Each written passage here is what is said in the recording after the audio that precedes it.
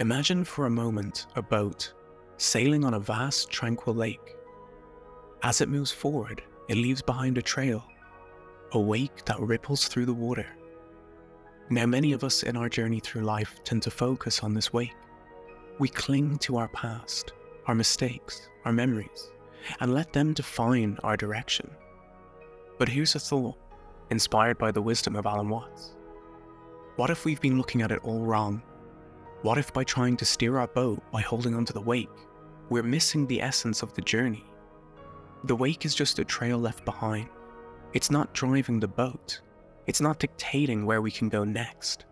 Our power, our potential, lies in the present, in the choices we make right now. Life, much like sailing, is not about being tethered to our past. It's about trusting the winds of the present, setting our sails and moving forward.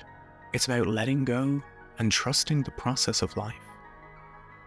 So the next time you find yourself looking back, remember the boat and its wake, and ask yourself, are you steering by what's behind, or setting course for what lies ahead?